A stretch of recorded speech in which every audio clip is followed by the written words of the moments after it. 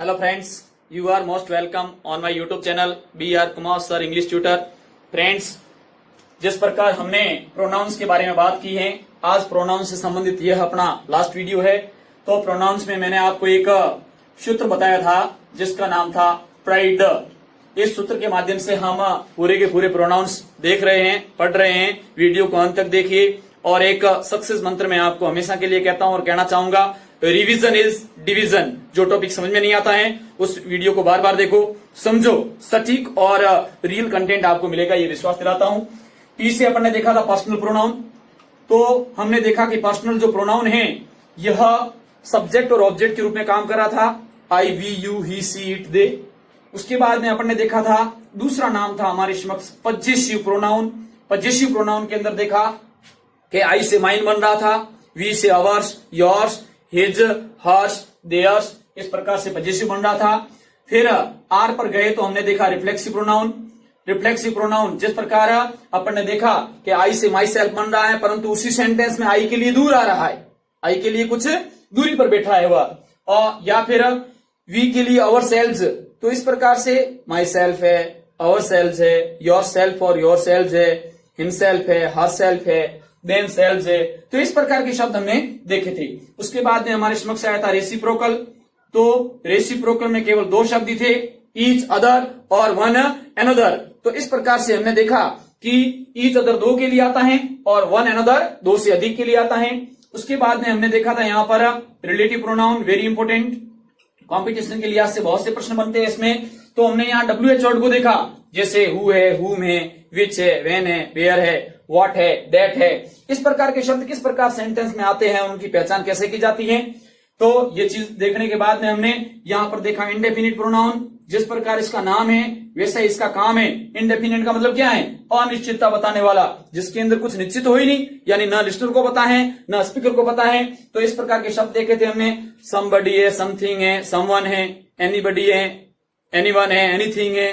या फिर हमने देखा था इसके अंदर नो वन है, नो बडी है, नथिंग है, नन है। तो इस प्रकार के शब्द हमने देखे। उसके बाद में हमारे समक्ष आ जाता है इंट्रोगेटिव प्रोनाउन। तो यहां पर भी वही बात थी। इंट्रोगेटिव का मतलब होता है क्वेश्चन बनाना, प्रश्नवाचक।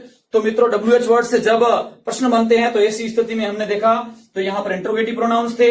व्हाट है, वेन है, वेयर है, वाई है, वो सारी चीजें डिटेल से पढ़ी हमने। उसके बाद में हमारे पास आ जाता है डेमोस्ट्रेटिव। डेमोस्ट्रेटिव का मतलब होता है संकेतवाचक। तो मित्रों इसमें हमने देखा था कि दिस और दैट सिंगुलर का बोध करा रहे थे, दीज और दोज प्लूरल का बोध करा रहे थे। उसके बाद में हमारे समक्ष आ गया था डिस्ट्रीब्यूटिव। क्या आ गया था बोलो? डिस्ट्रीब्यूटिव यानी व्यष्टिवाचक। तो हमने देखा कि किस प्रकार each, every, either, neither, none, both, all, some, इस प्रकार के शब्द जो थे ऑफ से पहले आ रहे थे और वह डिस्ट्रीब्यूट यानी अलग कर रहे थे। तो डिस्ट्रीब्यूटिव के बारे में हमने पढ़ा। उसके बाद में हमारे समक्ष आ जाता है एम्फेटिक प्रोनाउन। एम्फेटिक के बारे में आज हम विशेष रूप से पहले चर्चा कर चुके हैं कि जब आई के ठीक पास माई सेल्फ आता है या फिर वी के ठीक पास अवर सेल्फ आता है और दबाव बनाता है तो एम्फेटिक का मतलब ही दबाववाचक है। उसके बाद में हमारे समक्ष आ जाता है एक्सक्लेमेटरी। क्या आ जाता है बोलो? एक्सक्लेमेटरी। तो एक्सक्लेमेटरी किस प्रकार का प्रोनाउन होता है उसके बारे में हम अभी बात करने जा रहे हैं। और यहां पर एक शब्द और हमारे समक्ष आता है इम्पर्सनल प्रोनाउन। क्या आता है बोलो? Impersonal pronoun. तो इसके बारे में हम विस्तृत अभी चर्चा करते हैं। तो फर्स्ट ऑफ ऑल हम बात करने जा रहे हैं विशेष रूप से कि किस प्रकार से यहां पर यूजेज किया जाता है एक्सक्लेमेटरी सेंटेंस का। तो एक्सक्लेमेटरी सेंटेंस क्या होता है, एक्सक्लेमेटरी वर्ड्स क्या होते हैं, और खास बात आती है इसमें विशेष रूप से कि एक्सक्लेमेटरी प्रोनाउन क्या होता है। मित्रों ये सारा का सारा खेल एक ही शब्द के इर्द गिर्द घूमता है और वह शब्द है व्हाट। तो आओ मित्रों आज हम बात करते हैं किसके बारे में? एक्सक्लेमेटरी सेंटेंस के बारे में बात करते हैं, एक्सक्लेमेटरी प्रोनाउन के बारे में बात करते हैं और एक्सक्लेमेटरी वर्ड्स के बारे में बात करें। सबसे पहले शब्द देखें कि ये एक्सक्लेमेटरी होता क्या है। तो मित्रों एकदम सिंपल सी ये शब्द है कि एक्सक्लेमेटरी जो सिंबल होता है उस सिंबल की बात करें तो एक इस प्रकार का सिंबल हमारे को दिखाई देता है। ये जो सिंबल है ये एक्सक्लेमेटरी सिंबल के रूप में जाना जाता है। दूसरी इसके अंदर अगर बात करें तो इंटरजेक्शन वाले कुछ शब्द आते हैं हमारे समक्ष। क्या आते हैं बोलो? इंटरजेक्शन वाले कुछ शब्द एक्सक्लेमेटरी वर्ड्स होते हैं। क्या होते हैं बोलो? वर्ड्स होते हैं। कौन कौन से वर्ड्स होते हैं? जैसे हमने सुना होगा ओहो, अल्लाह। या फिर हमने नाम सुना होगा वाव, या फिर हमने नाम सुना होगा हुर्रा। क्या सुना होगा? हुर्रा। तो ये इस प्रकार के शब्द हैं जो मोस्टली अपन देखते हैं, या तो इंटरजेक्शन वर्ड कह सकते हैं और या इनको एक्सक्लेमेटरी वर्ड्स कह सकते हैं। अब ये चीज तो हमने यहां पर देख ली, परंतु या फिर इसमें व्हाट भी आ सकता है, व्हाट से बना हुआ सेंटेंस होता है, हाउ से बना हुआ सेंटेंस होता है, परंतु ये व्हाट का रोल बड़ा खतरनाक है। आओ हम अच्छी तरह से इस कंसेप्ट को क्लियर करते हैं, देखते हैं और समझते हैं कि व्हाट किस किस रूप में हमारे समक्ष आता है। तो मित्रों, मैं कुछ एग्जाम्पल के माध्यम से आपके समक्ष बात रखने की कोशिश करता हूं। जैसे एक सेंटेंस लिखा अपन ने, व्हाट आर यू डूइंग। इसमें व्हाट किसका काम कर रहा है? या फिर अपन दूसरे किसी एग्जाम्पल की बात करेंगे, तो जैसे अपन ने किसी प्रकार का दूसरा एग्जाम्पल लिया कि what you said is not true. या फिर अपन ने और एग्जाम्पल लिया, what a lovely picture it is. या फिर अपन ने बात की, what you do not know या डोंट नो कोहली। या फिर अपन ने बात की दूसरे वर्ड्स की, जैसे alas, he is no more, he is no more. या फिर अपन ने बात की, ओहो it is wonderful, it is wonderful.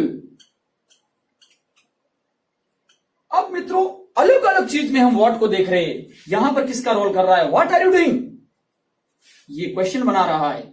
इस रूप में यहां पर ये इंट्रोगेटिव प्रोनाउन का काम कर रहा है। What you said is not true, जो आपने कहा वो सही नहीं है।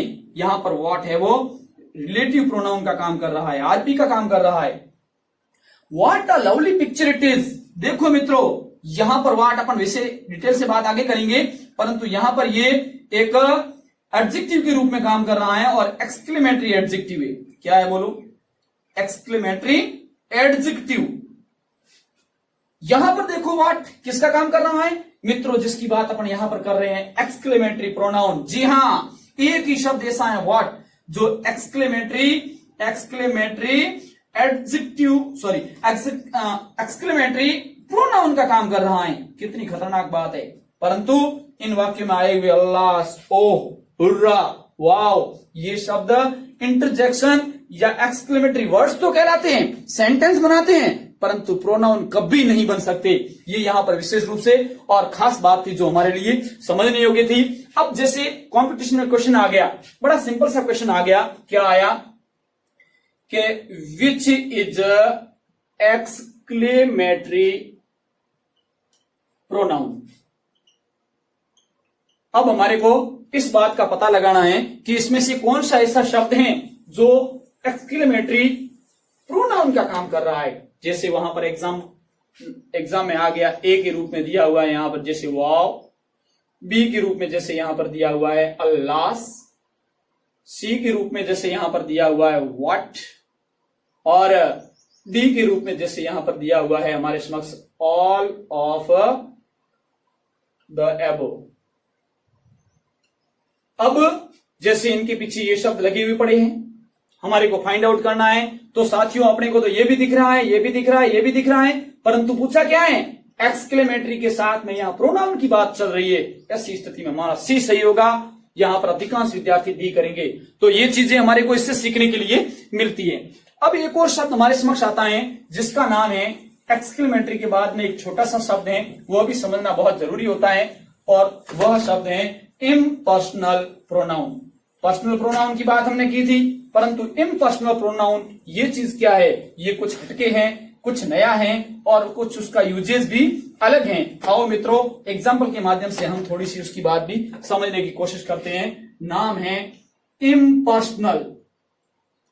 पर्सनल यानी व्यक्तिगत से पढ़ा था हमने, परंतु इम्पर्सनल का मतलब है अव्यक्तिगत, ऐसी चीज जो कहीं पर वहां पर व्यक्तित्व का बोध नहीं कराती है। जी हाँ साथियों, यहां पर केवल इट शब्द काम करता है, और ये किस यूजेज में माना जाता है, इसलिए इसको इम्पर्सनल कहा जाता है। ये ऐसे सेंटेंसेस में यूज किया जाता है, ऐसी परिस्थिति को बताता है जहां पर हम देखें तो उसमें सब्जेक्ट का काम करने वाला कोई शब्द नहीं होता है। जैसे बात करें हम टाइम की, बात करें हम वेदर की, या फिर हम बात करें टेम्परेचर की। किसकी बात करें बोलो? टेम्परेचर की। जी हाँ साथियों, समय की बात करें, मौसम की बात करें या तापमान की बात करें, तो ऐसी स्थिति में इट वहां पर सब्जेक्ट का काम करता है। और वह सब्जेक्ट क्या होता है? वह सब्जेक्ट इंट्रोडक्टरी सब्जेक्ट होता है। क्या होता है बोलो? इंट्रोडक्टरी सब्जेक्ट, यानी केवल परिचय करवाता है। तो इट का वहां पर कोई शाब्दिक अर्थ नहीं होता है, कोई अर्थ नहीं होता है। केवल वहां पर वो क्या कराता है? उसका इंट्रोडक्शन यानी परिचय कराता है। कैसे? जैसे अपन कहते हैं it is very hot today, it's very hot today, आज बहुत ज्यादा गर्मी है।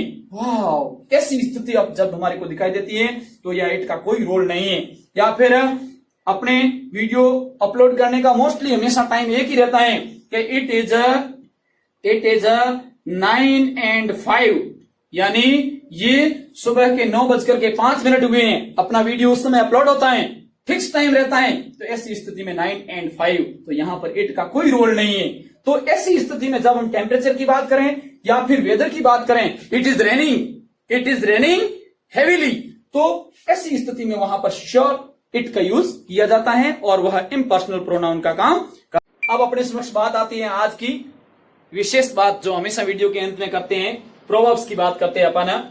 जिस प्रकार से आज के समय में अपने को टेक्नोलॉजी की आवश्यकता पड़ रही है, तो ये आवश्यकता ही आविष्कार की जननी है। क्या शब्द है बोलो? आवश्यकता ही आविष्कार की जननी है। इंग्लिश में इसको क्या कहेंगे? बहुत सामान्य शब्द हैं, हमारे नॉलेज में होना बहुत जरूरी है। आवश्यकता ही आविष्कार की जननी है, तो यहां इंग्लिश में कहेंगे बोलो मित्रों, क्या कहेंगे? Necessity is the mother of invention. क्या कहेंगे बोलो? Necessity is the mother of invention. मित्रों, यह वीडियो आपको कैसा लगा? कमेंट बॉक्स में जरूर कमेंट लिखिए, और अच्छा लगे तो मित्रों के साथ शेयर कीजिए, लाइक कीजिए, चैनल को सब्सक्राइब कीजिए और दूसरे साथियों के साथ शेयर कीजिए। आपका प्रेम और विश्वास ही मेरी ताकत है। All the best, thanks.